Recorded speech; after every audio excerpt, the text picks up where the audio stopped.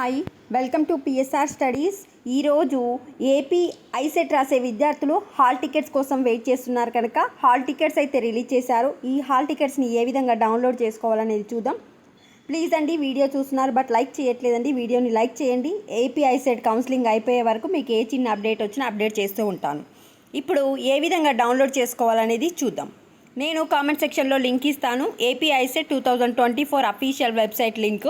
మీరు ఆ లింక్ పైన క్లిక్ చేయగానే ఈ విధంగా ఎంటర్ అయిపోతారు. ఎంటర్ అయిపోయాక ఇట్లా స్క్రోల్ డౌన్ చేస్తే డౌన్లోడ్ హాల్ టికెట్ అని ఇక్కడ న్యూ అని లింక్ అవుతుంది కదా, దానిపైన క్లిక్ చేయండి.